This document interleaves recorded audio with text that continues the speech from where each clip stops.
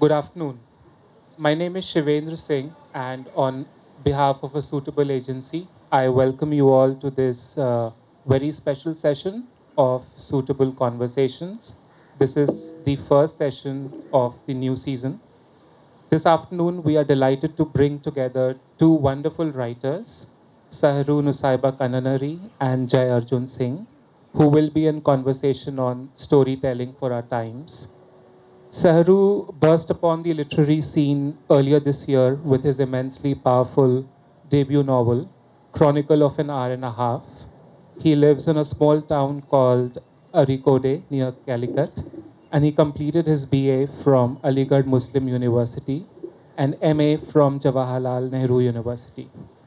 Chronicle of an Hour and a Half, published this year, has garnered widespread acclaim and has been featured on the shortlist for every major book award in the country. His next novel, The Menon Investigation, is slated for release in the middle of next year.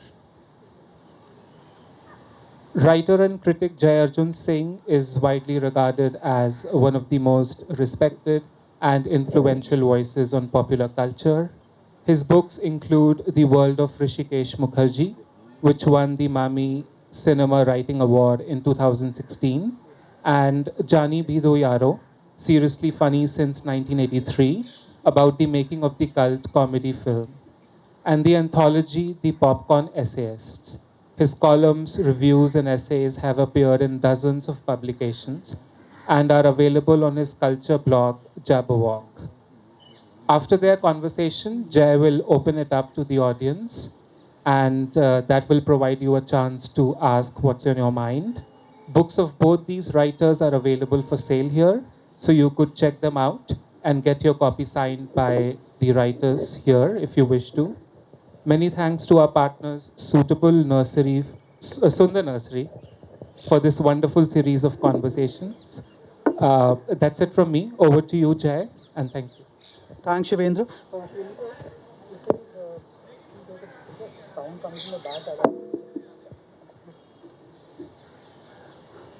Thanks. Is this okay? Is the sound okay? Yeah, just let us know if there's a problem, please. Uh, yeah. So as Shivendra said, about one thing I'll just start by saying a few days ago when Seru and I spoke on the phone, he instructed me very seriously to not use too many positive adjectives or to be too effusive about the book when I'm talking about the book. And I did not say that to say that. yeah, well, no, well, but the thing is that I do understand it as a writer. I do understand that impulse. It can get embarrassing and uncomfortable when you have Yeah. too much of the book jacket blurb language, yeah. in your presence. So I'll try to tone it down when it comes to talking about his book, which is difficult because it's a book that I really loved. I've read it twice now. First when it came out a few months ago, and then last week I reread it last week for this session. Probably enjoyed it even more the second time because I was reading it without having to grapple with the large cast of characters with their many interlocking narratives and interrelationships. I just went into it and I could see things in it that I probably hadn't seen before.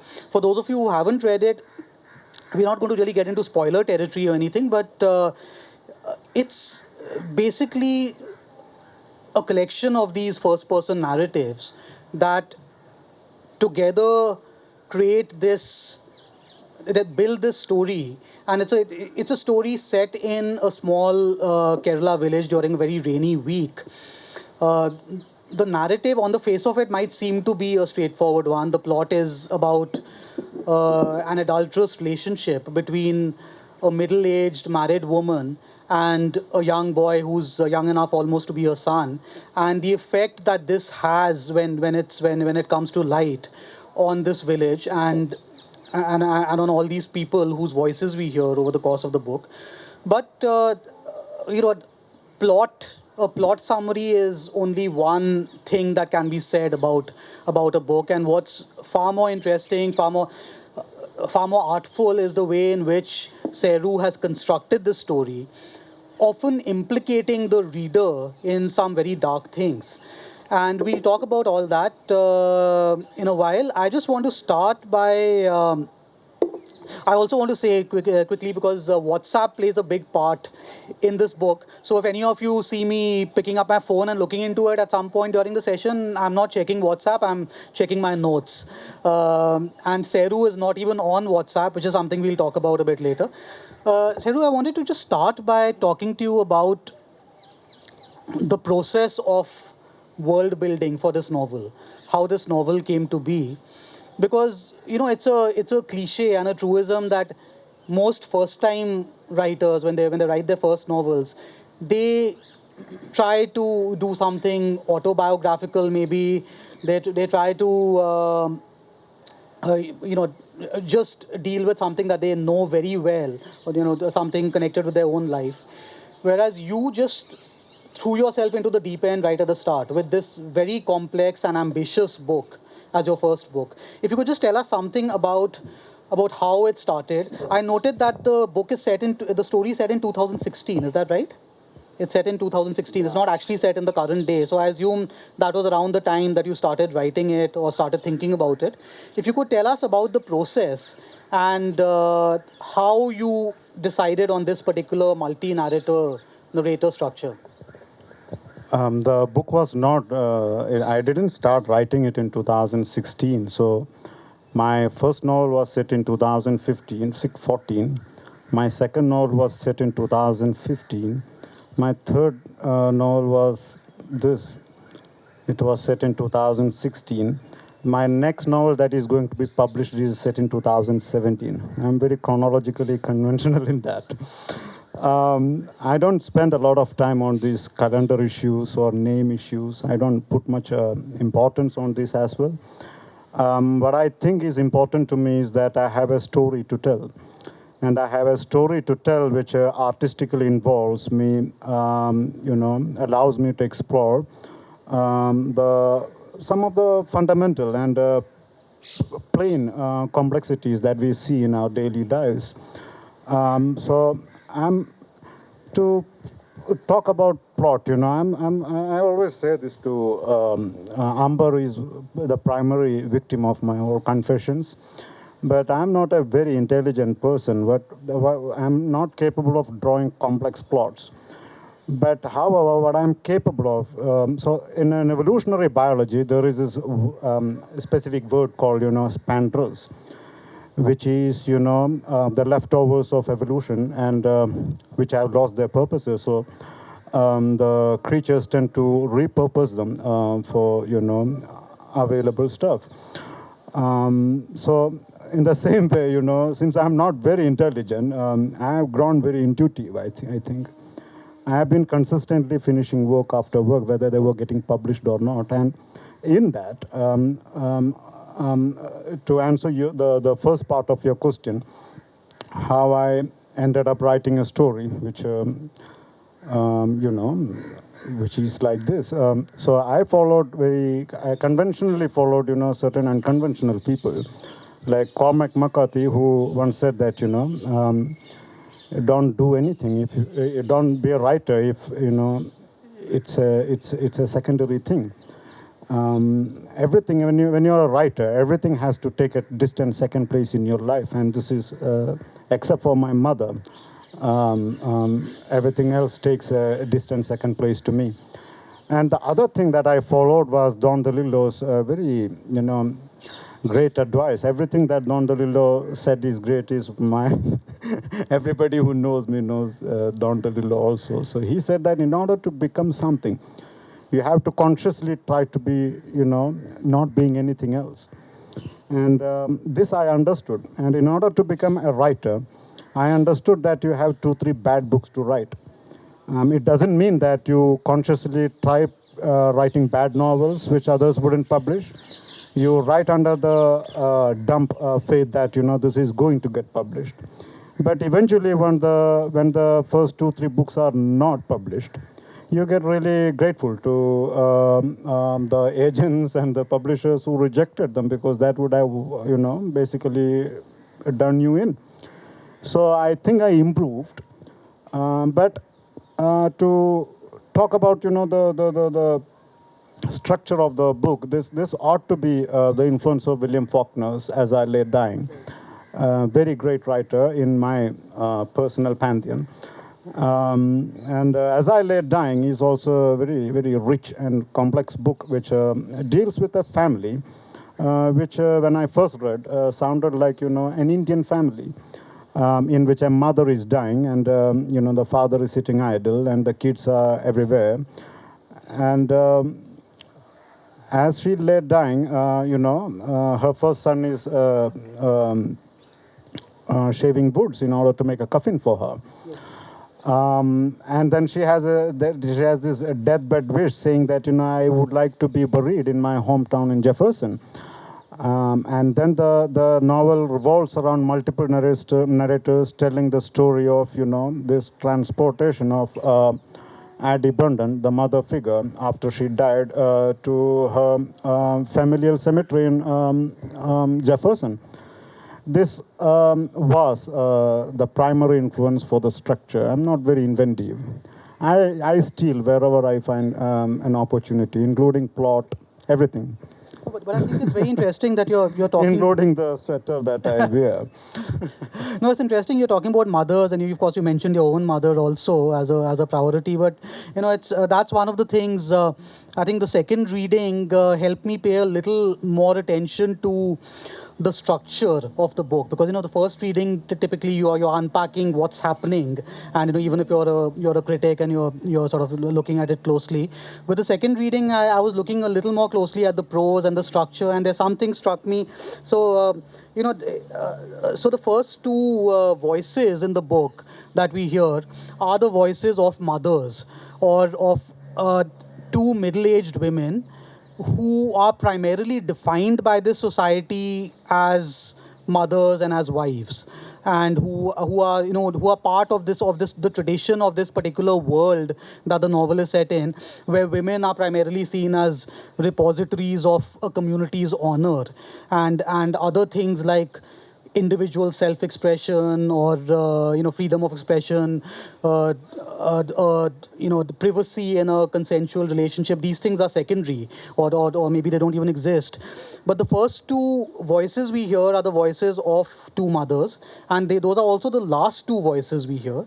And in fact, both the last two first-person voices end with the same four words. That's something I noticed when I was reading it, and. The first line of the book is one woman saying, this is the mother of Burhan, who is one of the protagonists of the book. He gave me 5 children and then he rested, like God after creation. And then the second first-person voice, which is by Rehana, is my husband gave me everything, including his kidney.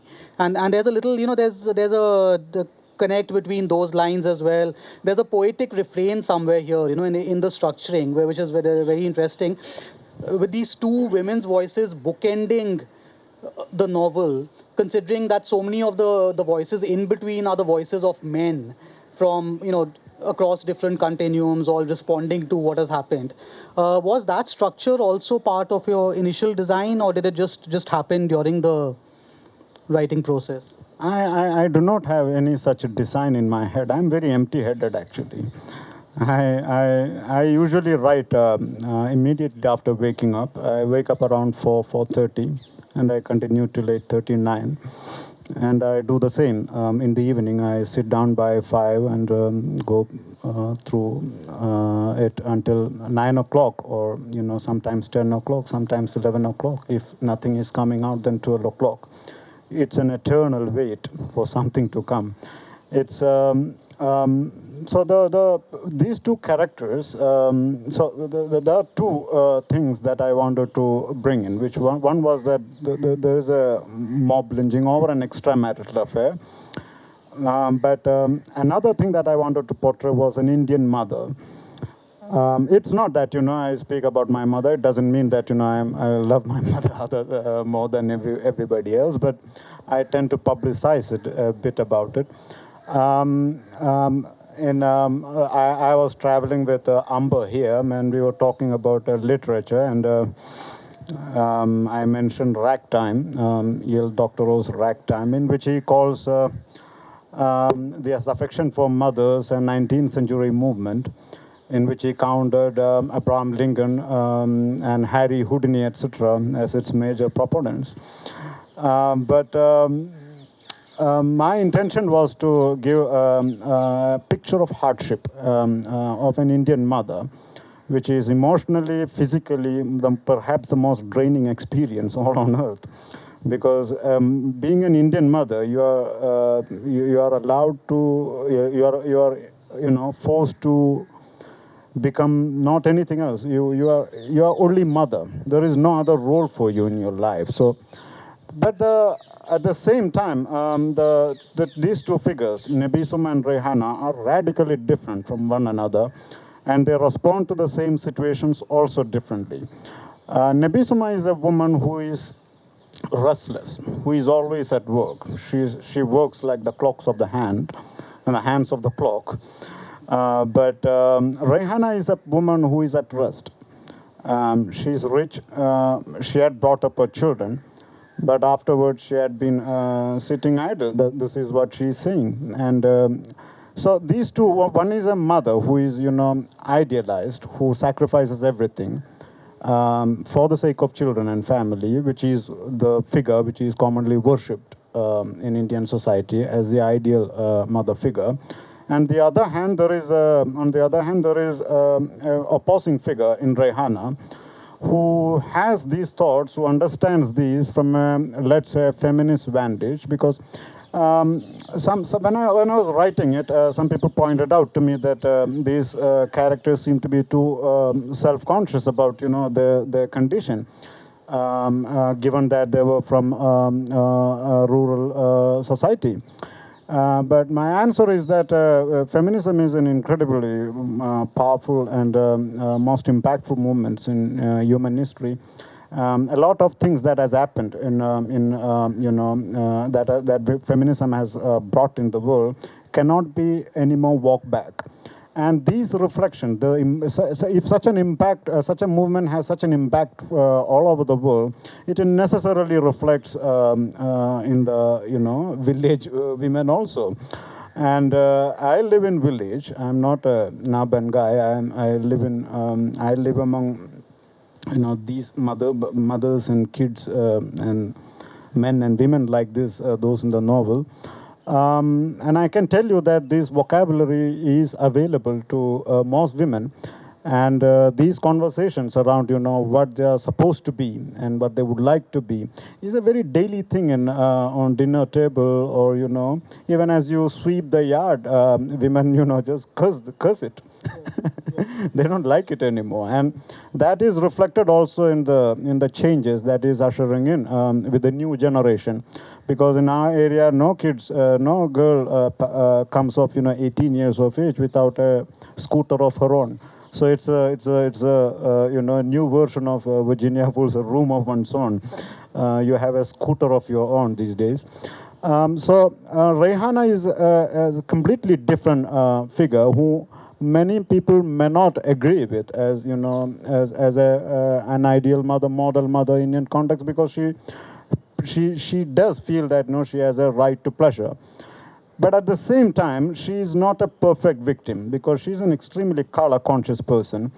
And she doesn't have much of a case against her husband. Her husband seems to be completely out of place in all this, in the entire narrative. But she does call him as dark as a crowd. I married him despite him being dark as a crowd, dark as a magpie. She calls her own body as, I saw in Burhan's my body in all its milk, because she's so fair.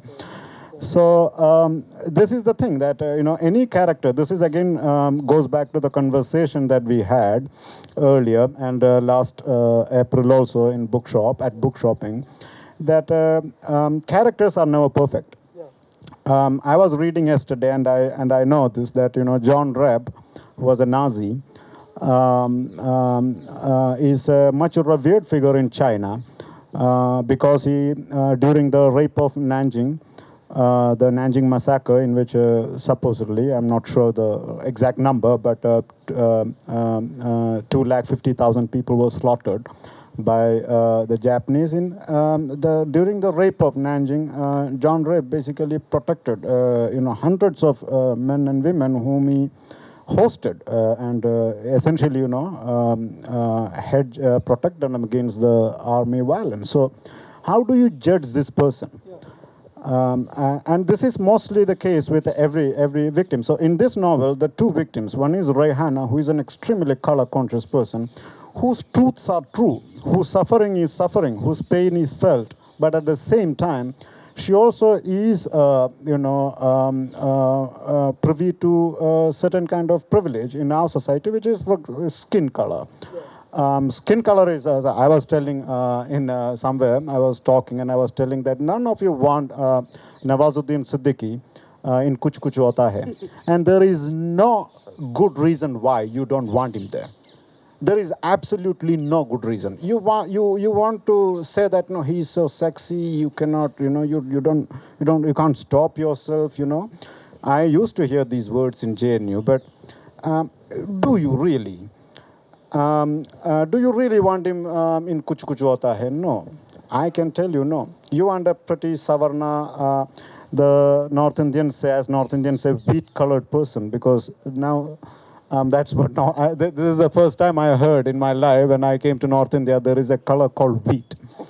So I thought that, I would nowadays on, I wouldn't call myself dark, I would call myself bran. Since they are wheat, I'm bran. But this color consciousness is, is so universal in all over the world. But since we are talking about India in India, that you don't want your men and women in the movie in that color. If such a being born in such a society, both its men and women are supposed to have skin color preferences, and Rehana is a person who thinks that.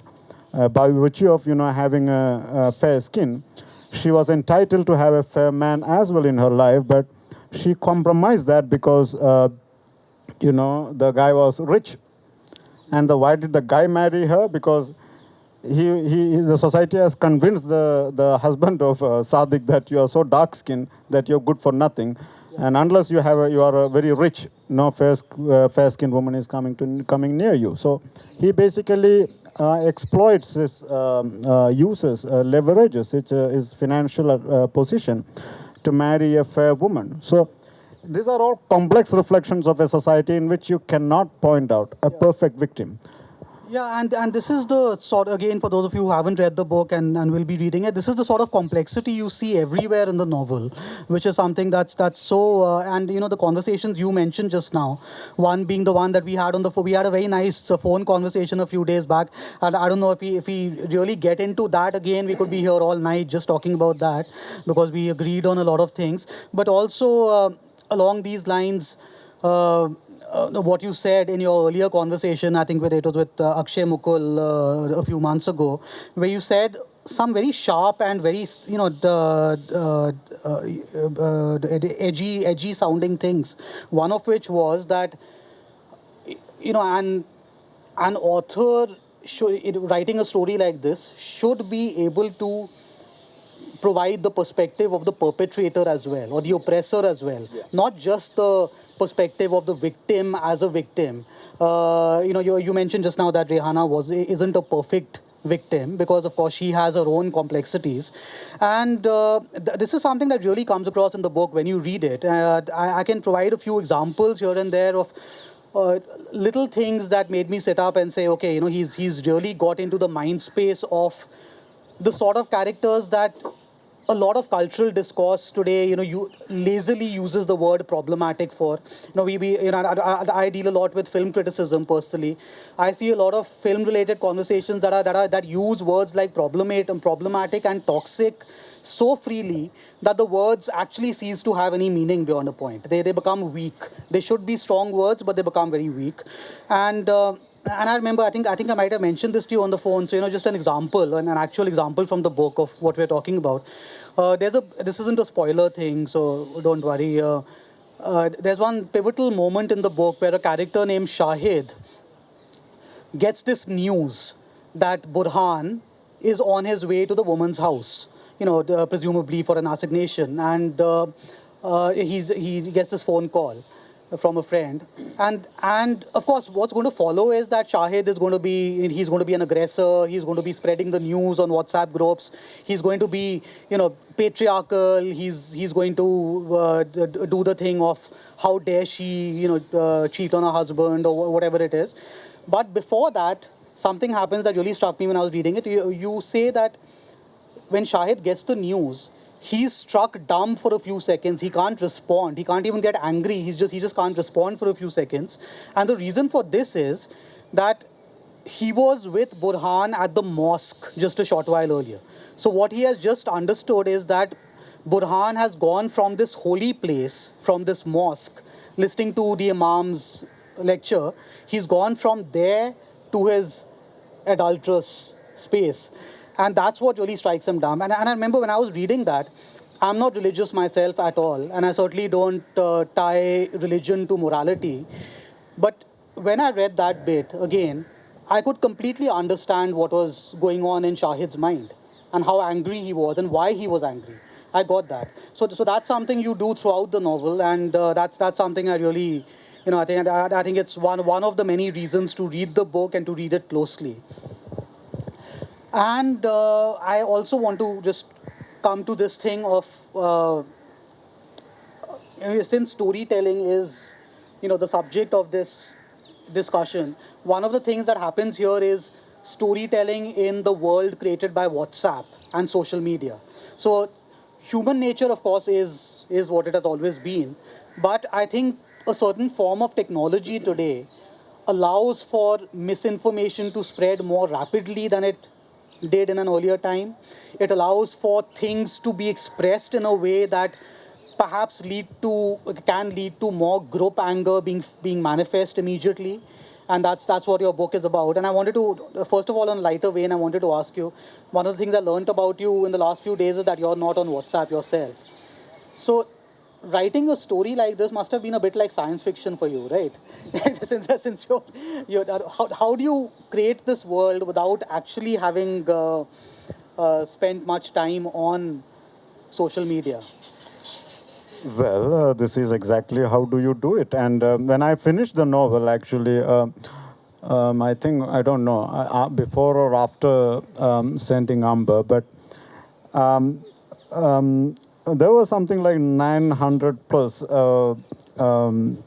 members in a WhatsApp group, and then I didn't understand, but on a whim I just typed, what is the maximum capacity for a WhatsApp group, and it turned out 256 since 2016. So that's how I got 256 there. Otherwise, I would have made a big mistake by, So I didn't know, but I do know WhatsApp. I know how it works, and because I taught in some places, the universities also compel you to have it. But how arrived? I came at WhatsApp. WhatsApp was a very Don DeLillo in an interview to Paris Review, he said something that has remained on my mind ever since.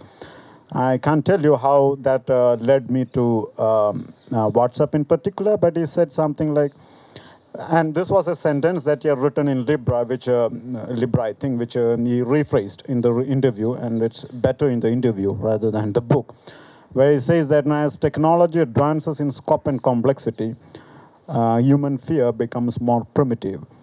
And I do not know how that arrived at WhatsApp, but I was really painting a very primitive kind of outrage in a technologically driven age.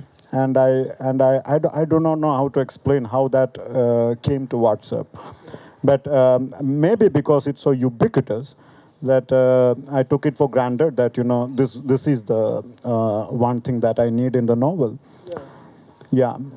But that contrast itself is fascinating, right? The contrast between great technological advances, which are some of us who are of a certain age still find it difficult to process that we are walking around with these devices that are just where we are connected to any place in the world, any information. It feels like we're leading a life of science fiction. But at the same time, as you say, that is also deeply tied to it becomes a manifestation of the more primitive impulses of human nature. Yes, yes. Human nature, I believe, is it's a very frail nature. It's a violent nature as well. Human beings. So we would like to isolate certain historical events, but if we look at chronologically, only the scale has become bigger and bigger. But human beings have been slaughterers, murderers, and there is no difference between Muslims and Jews and Christians. Everybody has killed everybody. Ottomans have, done away with a number of Assyrian Christians and Armenians, and these genocides have lost. It's gone from common memory, except for the people who suffered it. Now we are watching a genocide in progress in the Gaza, which is perhaps the most celebrated and first broadcast genocide, which is very difficult to watch and all, but. Human beings are being murdered everywhere. All of Africa, people are being killed away. And there is no significant reason why. If you allow human beings to do some slaughtering, they will do it. They will do it. I think one line you had during one of your earlier conversations was, any animal that can use speech will lie at some point or the other. In this lecture, there's again a lecture that I had mentioned somewhere, but there's this very moving lecture by Raoul Hilberg, the Holocaust historian, titled The Reactions of Spectators to the Jewish Catastrophe, in which he approvingly, quotes Sigmund Freud from his 1915 Vienna lectures, where he says that human beings look for opportunity in order to gratify this primordial need for violence, because man has a primordial need for release. And if you allow them, if you allow things loose enough, they will do it. They don't need. So we would like to think that, a murder has to have a profound reason. But this is an academic thinking. There is no need for any profound reason. It could be impulsive. It could be just whim. I realize we are getting into very dark territory here. And, so I feel constrained to mention that this book has a lot of humor in it as well. In between, obviously, if you know the basic story and where it's leading up to, that it's pretty grim, the arc of the story. But there's a lot of fun in it as well, even during in the moments between the dark events. And one of the things that I really one of the things I actually enjoyed on the rereading was the character of the Imam. Because so early on, there's one very funny passage, which is funny, but I also thought it's an interesting bit of foreshadowing in the book for the narrative, where the Imam he's addressing his congregation and getting irritated because a lot of young people there in the crowd are in the mosque, are looking at their phones, doing things with their phones. So in the middle of giving this talk about the omnipresence of God, he's saying things like, God is everywhere, God is all around you, etc. And then he sees people looking into their phones, and he continues, God is in your mobile phone, God is made in China, God. He just goes on like that, and it's funny. But I also eventually, when you finish the book, it also feels like a bit of foreshadowing somewhere, right? Because a lot of us do treat our phones like deities, and that is also what happens to some degree with the WhatsApp world that we're talking about here, about the spread of news. Equally importantly, I think when you're talking about the complexities of your characters, one thing that's really interesting is that someone like the Imam, who you would think, just by virtue of being a religious, authority, he actually calls Shahid Muslim beyond Muslim more than Islam could afford. So I actually was just looking at, so these are the Imam's words. It would have been useless spending my time arguing with Shahid. He was one impossible fellow, truculent and full of certitudes and cocksure, wounded by his own wife 2 years ago, righteous beyond religion, Muslim beyond Islam. So, so you have that happening as well. And of course, there's a little reference there to the fact that all these characters with all these voices, they also have these other impulses for doing what they end up doing. They have things that in their past, personal experiences that have driven them to react in a particular way to a particular situation like this one. So all that is there, but I really feel like this is not really a question for Sheru, but it's more like an observation about the book. One of the pleasures of the book is encountering complexity like that, just presented in a very matter-of-fact way. It's not like, each character is holding up a board saying, "Oh, look at me, I'm so complicated." You just say these, you put things in their mouths that sound completely true and organic, even if you get to see that there are many different sides to them. That's something that I really appreciated in the book. Shivendra, please let us know when we can open this up. Okay. And just continuing a little bit with the conversation about your clearly being. This reminds me of this very funny scene in Satri by Cormac McCarthy. It's a very non-funny writer, where it's a unrelated joke. I'm just telling it. So he's in a hospital, and the police comes and asks, so your father was executed. So your father was a criminal. Then he said, yeah, he was attending a public function when the platform gave away. And the police says, well, my information is that he was executed publicly. So humor, you have to feel humor wherever you can, find an occasion. Yeah. You just have to. Laughter is very important. I mean, you can't be too serious.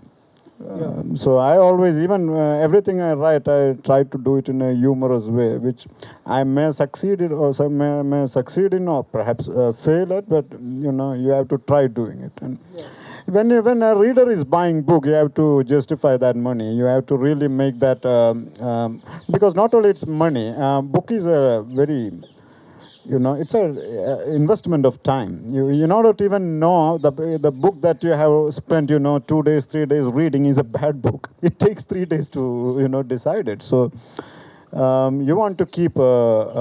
This is one thing I am saying. I think of literature as I told it somewhere. So I consider literature as an entertaining indictment of the human condition. This is what I think it is, and this is always going to be the case. Human beings are. You cannot. So I was telling. So there was in an interview I was telling that. I was always telling to every interviewer that you have to speak truth. You have to speak truth. You have to speak truth. And then I repeated it so many times. The other people began to ask me. They took me. For someone too moralistic. But that is not true. I'm not very reverent of. I don't have any such respect or faith in the redemptive properties of truth. In order for something to be redemptive upon its discovery, it has to be a mystery, and there is nothing mysterious about truth. Truth is accessible to everybody. We just pretend that we don't know it, or we don't see it, or we are like this, or we have limitations. It is in that milieu of acceptance, and a human being, I believe, is an animal which is at war with itself, and in that you have to bring in that psychology in this specific milieu. And in that specific milieu, telling truth becomes also not only a sense of it becomes entertaining. At the same time, it's an indictment. This is one reason why I'm saying please don't write to impress social scientists. They are doing their business. Let them do it. If they want to interpret your work, let them interpret. If they want to account for your agenda, your religion into your writing, let them do it. They are free to do it, and everybody must read also. I also read social science from social scientists. But I do not need literature education from social scientists, because it has created a band of writers who think that writing literature, by writing literature, they can positively influence the course of history. You cannot influence the course of history by writing literature. Yes. Literature cannot, you can only influence course of history if you can speak to a herd.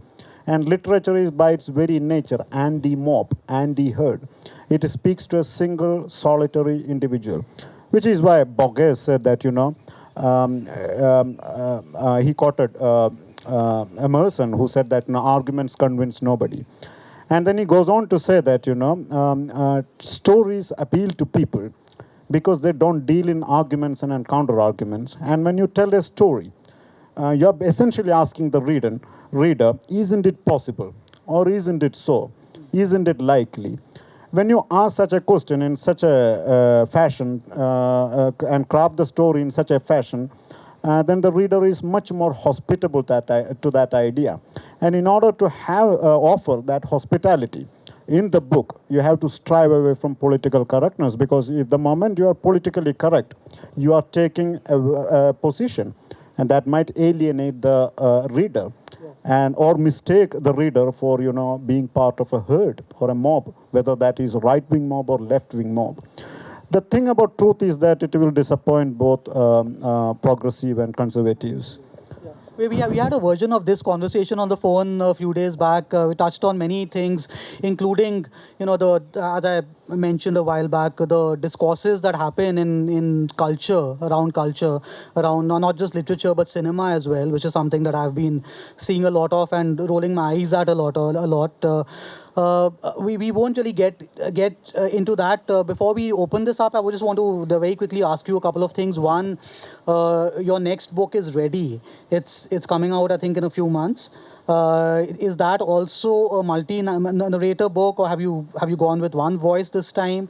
And how easy or difficult was it compared to a Chronicle of an hour and a half? And the other question, quickly, I believe that your agents and publishers have been bullying you into getting onto social media in little installments to promote the book.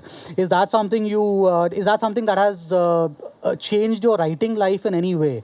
That and the award shortlists and the festival appearances and things like that, has it become a distraction for someone like you who prefers to spend his time in this very regimented, very disciplined writing world? And has it been a bit chaotic in the last few months, is what I'm asking. Life is not very chaotic if you aren't married. It's a big advantage. So I'm happy, and I'm fully dedicated to my thing. The book, Shubhi, she's here. She's editing it. It's going to be very different from this, but my philosophy will remain the same. It's an entertaining indictment of the human condition. Yeah, I was telling this to someone, that literature is a modern form of heresy, except that, we don't abuse God, we abuse human beings. And I intend to abuse human beings as much as I can. To my deathbed, I will abuse.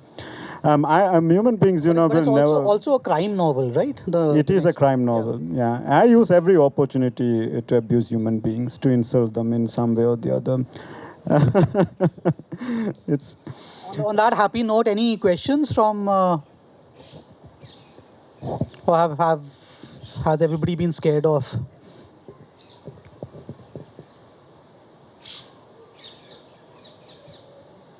Okay, you can continue the interview.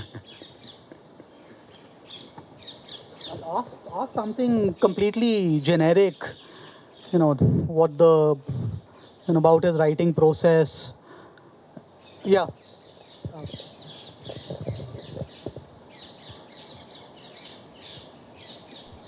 Hello. First of all, I love the book. Thank you. And so I wanted to know about the publishing process. Like you said, you need to write a few bad books to get to a good one. And I think you also mentioned that you've already written two novels before this. So what has the publishing process been like for you, and how has it affected you, if it has in any way? Thank you. Talking about the publishing journey. There is no publishing journey, except that, I wrote the first two novels I submitted everywhere, so I have a very bad reputation in the publishing industry.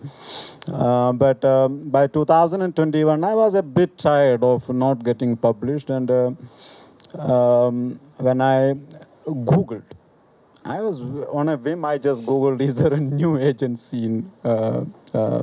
So Amber's name and Hemali's name came up, so I researched it. And then I reached out to Amber. I sent him the wrong manuscript twice. And then the third time, he got it right. So basically, Hemali and Amber have been angels in my publishing journey, and I honor and love them as such. There is no reason why this book exists now, except the fact that I happen to submit to them and they happen to like it.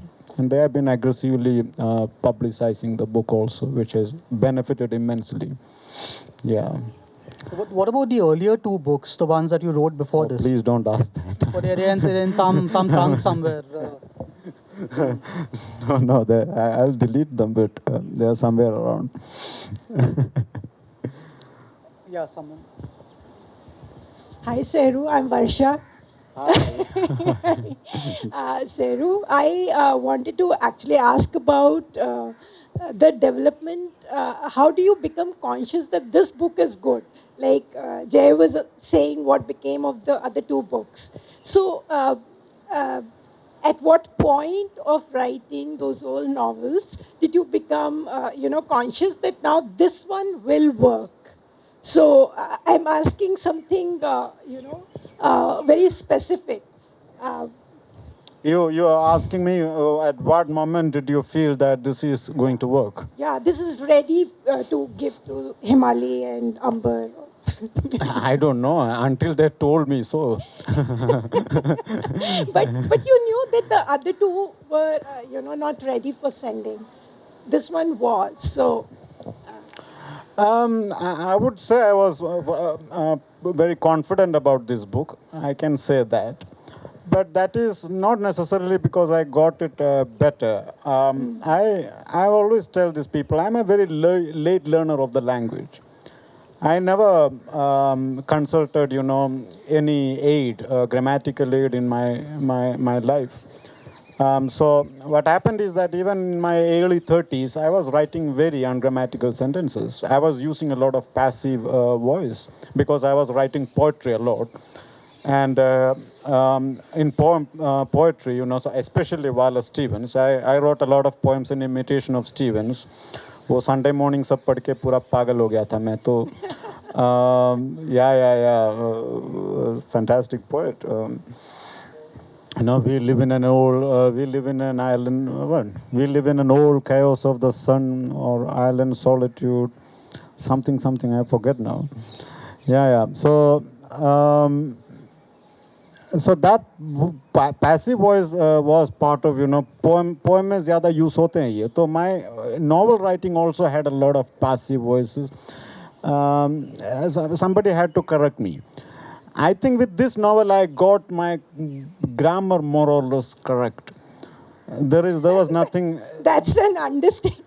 I would say. No, that is true. That is true. Fantastic sentences. That's true. I'm not saying a lot of things in order to, put myself in a more cheerful and honest light.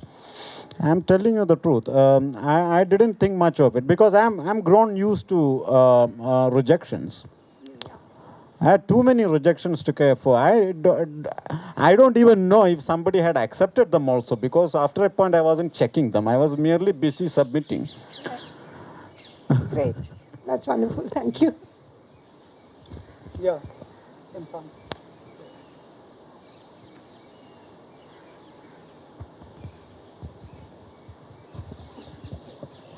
I just have two very generic questions. First, as writers, we have plethora of ideas going in our mind. So how do we pick and choose that this particular idea can be developed into a novel or into a short story? And secondly, how do we choose to deburden our characters from a sense of morality, that our characters can do something wrong, to be naked in the human essence? So how do we do that? How do you do that? What was the first question? How do we pick and choose ideas? Like there are a lot of ideas which goes in our mind on everyday basis. We see something, we get inspired and we tend to write on it. So how do we choose that a particular idea can be stretched into a full-length book or a short story or a poem? So how do you choose that? There isn't a lot of method involved in it. I get a title and then I sit down and work it out. You choose the title I'm first. not the profound guy anyone is looking for. I'm pretty dumb in my room. I am dumbly confident. And the second thing, the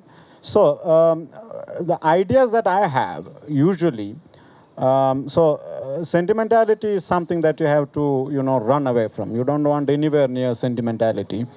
Even though sometimes some real misery or some hardships might sound like a bit of a sentimentality when it is written down. So some stuff that Nabisuma says might strike as sentimental, but that is sentimental because it's something too familiar to us, and somebody is giving voice to that familiarity and which appeals to us. But at the same time, it also feels like a little sentimental. But sentimentality you have to strive away from, because sentimentality is something that can only geniuses can engage, and I'm not a genius. Proust can do that. Shakespeare can do that. Even Proust's work that, what's the title of that book? Remembrance of Things Past. A lot of people say it's full of long years and, can't be read in a lifetime, or people who persevere, are so satisfied that they have finished it that they have to now announce it to everybody else. So it's sentimental, yes, I would say. And, Shakespeare was also sentimental, which is what Tolstoy kept, abusing him for. That Shakespeare was a sentimental guy, but Shakespeare was a sentimental guy, but sentimentality in genius is very different, which is why we have, the title of Proust, that novel, Remembrance of Things Past, Moncrief translation, which comes from, I think, Sonnet 30. What is that? You remember that poem? But it is the song. When to the sessions of sweet silent thought I summon up remembrance of things past, I sigh the lack of many a thing I sought, with and with all woes new veil my dear times waste. And then I can down an eye unused to flow for precious friends hid in death's dateless night. And something, yeah, I don't remember. But it's a very sentimental poem, but that sentimentality is a transcendental sentimentality because it is in the hands of Shakespeare. And so when you choose a subject, when I choose a subject, I want to have a concrete problem. I want to have a story. I don't want to meditate on, how to live your life or how to be a good citizen. So literature is, my understanding is about who are we? How are we doing? It's not about how to live, what to do. It's not inspirational. It's not a motivation to anybody. Literature has to make you sit down. It has to have the capacity to cool down the extremist and provoke the moderate. And if you see a potential for that in a story, you sit down and work it out. But again, writing is a very slow process. You write in 1.5, 2 years, and my novels are pretty short. 200, 220, 230 pages. I do not have the capacity to engage any reader for more than those many pages. So an intense sense of limitation about one's own incapacity also helps in deciding, what to write and what not to write. And, as an author has to consider himself or herself as the most common specimen of the species, not the exceptional. The moment you are exceptional, you are preachy. If you think that you are intellectually too good for the others, you don't become necessarily Joyce. And it's a problem. If you think that you are too good, you ought to be something like Joyce. But most people are not Joyce. And eventually they become, something else. And it's not a good distortion to, Joyce distortion is not a good distortion. Yeah, so the storytelling has to deliver drama and it has to deliver truth. And both of which, the storytelling, the method of storytelling and the idea of the story itself has to contain or has the capacity to release. Yeah. But any story, I believe, can be written and developed into a novel if, one is smart enough. I'm not a good example for that. Did you write any of this as Again, about short story. Short story, Yeah. I will tell you. It's like short story. I always tell these people, short story is like your terrace gardening. Novel writing is proper farming, complete with seasons and sweat. It takes 2 years, 1.5 years, and you have to be very consistent in your novel writing. It can bore you. It can, go in ways that you didn't think it should. Or you may have to delete passage after passage after passage after passage, some 30, 40, 50 pages. So it's a slog in that sense, but you have to have that courage to, delete, which is one of the essential talents of storytelling, a capacity to delete things you like. Amber does that since you... sorry. No, I was going to ask about short stories. If you had written something as a short story first and then expanded it into... No, I think short moved story straight is to an the- intensely demanding form. I read, Going for a Beer by Robert Coover, and I've never been able to recover from it because it's such a good story, and in 2.5 pages that I never had the courage to. But I do enjoy short stories. Any other questions? Yeah, When I first saw the invitation for this talk, I was drawn to this storytelling for our times. Now, what I've been hearing in this conversation is the storytelling which obviously transcends time, which I would imagine that your story will have relevance in other times as well. And similarly, what do you think, how do I put it? That suppose you had written this somewhere else, you can't do that. But old stories still are relevant to our times. And your story hopefully will be relevant to another time as well. What is that universality in the storytelling? Human condition, I got that. Anything else? No, that's it. Human condition. We're always like this only. There is nothing. We are just another animal. But human condition is what drives storytelling, and I don't think that our times is doing any better or worse than Shakespeare's time.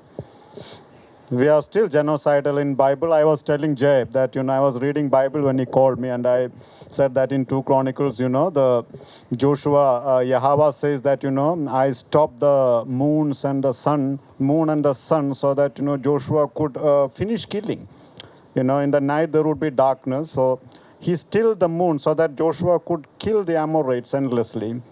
And so we have been genocidal in biblical times, in Quranic times, in Shakespeare times. We are still, beautifully genocidal. There is no human condition will not change, nor literature has any capacity to influence it. It just allows us to sit down and reflect on ourselves. And all reflections do not necessarily result in change. Some reflections we take back home, or we take to our graves. Yeah. Storytelling of our times is of all times. It's an eternal thing.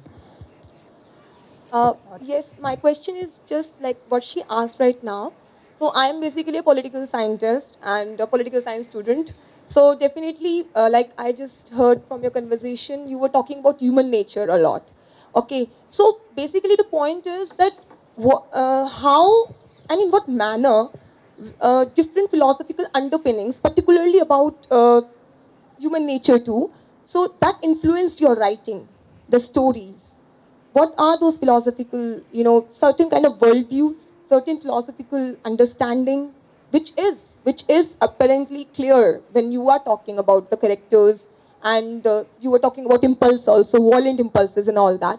So how much it is so ingrained, apart from other things, because there is lot many things which have, like we are talking about WhatsApp technology, there's this political ideological context also, but I would just look at what are those philosophical and, like, as she asked about human condition also. So how much they are strong, please. Well, my philosophy is what Ralph Waldo Emerson said. I grieve that grief can teach me nothing. That's my philosophy. I'm not a theoretical person. I'm also not highly interested in philosophy of a certain kind. I read Schopenhauer. I think that's the only guy I've read. I read Montaigne, I read Pascal, but they are not philosophers of the kind that, perhaps you have on mind. I largely draw my philosophy of life from literature itself. Although I would like to qualify that I am also, by training, a social scientist, a political scientist at that. I did my MA and BA in political science. Yeah, but I'm not. Also, I would like to qualify that I'm not a well-read person. What I do, I have told this again and again to everyone, that what I do is I reread a lot stuff that I like. And I think I'm quite happy with the few books that I have. I don't want to read endlessly. I can enjoy over and over again the books that I like. And I can, it's much like, I was telling someone that, it's like rereading a book, like, it's the experience is much like, waking up from the bed and opening your window for decades. Just like, different beaches gives, the different views of the same sea. Every rereading gives a different view of the same book. You wake up, you open the window of the same room for 40 years, 50 years. Every day is very different when you look out of the window. You are never tired. And this is what a good book should do, is my conviction, which is why, just like she said, a book has to appeal all times. And if a book has to appeal all times, it has to tell story, human story, not treat it as a conversionary document. Literature has no conversionary power. Not even religious texts have such conversionary power. They are conversionary because, there were political patronage. There was Constantine's conversion, or, Muslim invasions, or,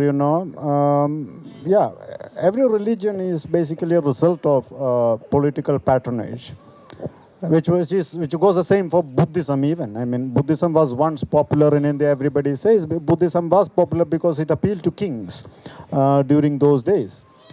Book literature, I don't think, has any conversionary value. Nobody becomes a better citizen by reading a novel. It basically, that what Hamlet said, that, it is a mirror to nature, in which we ourselves, howsoever distorted we look, we have to show it. And this is what I say, we have to tell truth. Truth is, I would like to repeat what I said, like, truth will disappoint both conservative and radicals. Truth is very inconvenient. Yeah. Anyone? I think we have one more, and then we'll.